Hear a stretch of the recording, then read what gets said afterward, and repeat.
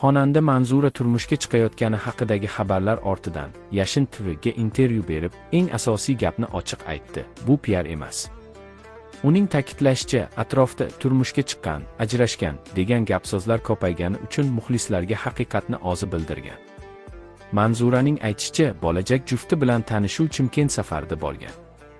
U bu insonni bir oy avval umuman tanimagan. Chimkentdagi taniqli san'atkor Adhambek Yo'ldoshev bilan duet rejasi chiqqach, taklif bilan u yerga borgan va shu yerda bo'lajak turmush o'rtog'i bilan uchrashgan.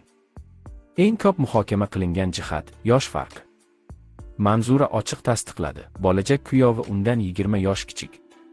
Avvaliga u bunday qarorga kelish qiyin bo'lganini ham yashirmadi, ammo keyin yigitning fikrlashi va munosabati yoshiga nisbatan ancha yetuk ekanini aytdi. Tanloviga ta'sir qilgan asosiy omillardan biri bo'lajak juftning xolis fikrlashi va ayollarga hurmat bilan muomala qilishi.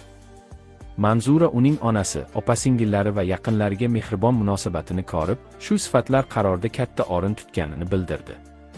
Shuningdek, u avlod tomonidan ham uygunlik borligini alohida ta'kidladi. To'ydan keyin Manzura Chimkentga qochib ketishini aytdi. Eng muhimi, bo'lajak turmush o'rtog'i uni ijoddan to'xtatmasligini bildirgan. Borligincha qabul qilaman, degan. Manzura kerak bo'lsa, keyin ham Toshkentga kelib syomka va xizmatlarni o'tkazib turishini aytdi. Ijtimoiy tarmoqlardagi Alfons degan gaplarga esa u keskin javob qaytardi. Bo'lajak turmush o'rtog'i oilasini boqa oladigan, ishhunari bor inson ekanini ta'kidladi. Suhbat oxirida Manzura haqiqiy baxt oila ekanini aytib, yaxshi xulqli juft inson uchun eng katta boylik degan fikrni qayd etdi.